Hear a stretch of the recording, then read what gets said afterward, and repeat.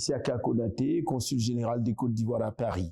Pourquoi le SIAP constitue aujourd'hui un événement important pour la diaspora?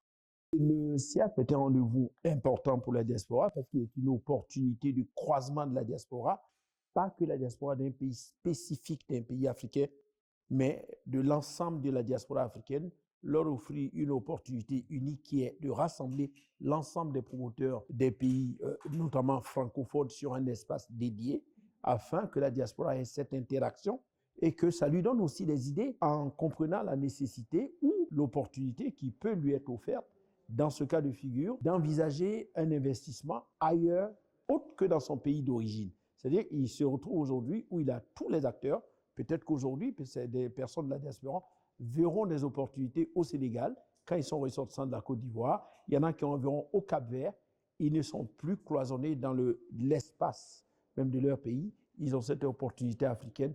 Et moi, j'aime cette vision large de l'Afrique parce que c'est cela, on casse les frontières et on permet à la diaspora d'avoir des opportunités sur tout le continent africain. Quel rôle concret les consulats généraux et ambassades peuvent jouer pour sécuriser l'investissement immobilier depuis la diaspora?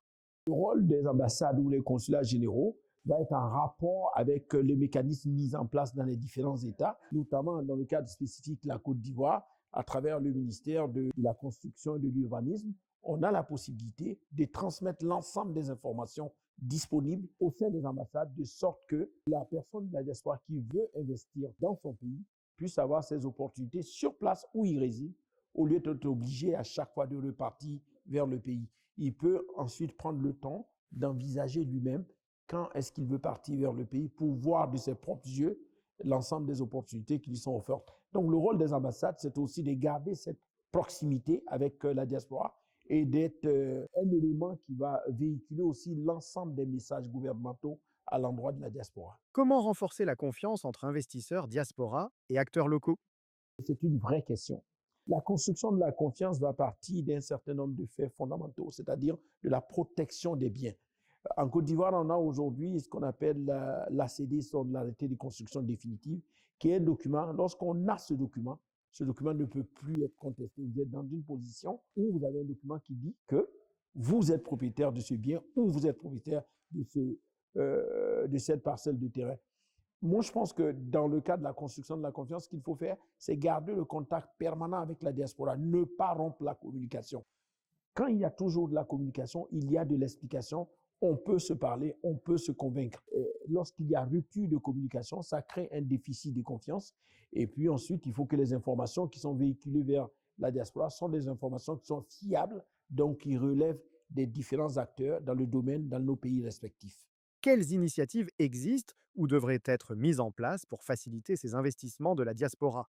Moi, je pense qu'il y a, au-delà des sommets, comme on fait aujourd'hui un forum sur l'investissement ou sur le salon, il y a d'autres opportunités. Il y a des banques dans les différents pays. Aujourd'hui, je crois qu'il y a la Banque d'investissement des Côtes d'Ivoire qui est là. Il y a ces différentes banques qui viennent aujourd'hui vers la diaspora. Elles ne restent plus sur le continent africain, attendent que la diaspora vienne. Elle vient à l'encontre de la diaspora. Donc, la diaspora n'a qu'à se déplacer ici de son espace, de sa maison pour venir sur ces différents espaces. Ces genres de rencontres devraient avoir lieu au minimum, je me dis, une fois par année. Quelles sont les erreurs administratives ou juridiques les plus fréquentes que commettent les membres de la diaspora lorsqu'ils investissent en Afrique?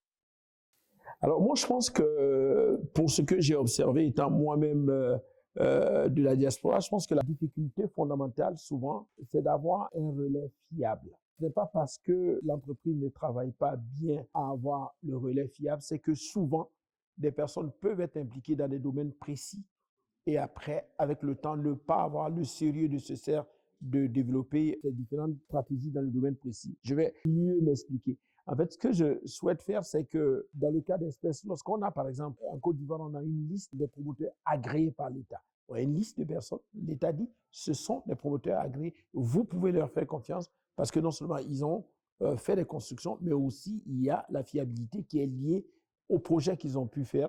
Et puis, on a de la traçabilité. Moi, je pense que ce genre d'effort, on doit poursuivre ce genre d'effort.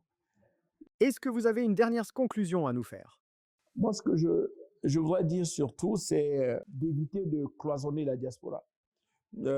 Moi, j'ai passé ce message tout à l'heure. je regrette souvent lorsque les États font les efforts à travers des représentations diplomatiques de déplacer des diplomates de haut rang pour venir parler à la diaspora. On ne peut pas trouver que du négatif dans cela. Cet effort des États doit être apprécié. Et c'est important que la diaspora, elle comprenne que quand les États font ces efforts, il faut que la diaspora aussi vienne vers ces États afin qu'on se retrouve tous au carrefour des intérêts de nos États et qu'on comprenne qu'il y a des choses à faire dans nos pays. Ces choses, nous pouvons les faire à la fois avec les habitants de nos pays, mais aussi ceux qui ont choisi de vivre à l'extérieur de nos frontières et qui sont une partie intégrante de nos États. Ce que je leur conseille, par contre, lorsqu'ils viennent vers le continent africain, ce que je viens de dire, c'est d'avoir de l'humilité, de la modestie, mais de persévérer.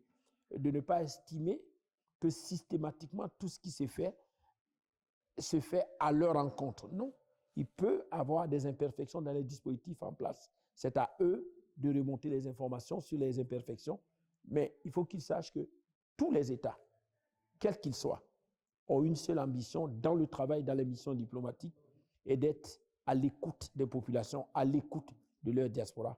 Et ça ne nous quittera jamais. Ils ne doivent jamais douter de cela. Je vous en remercie.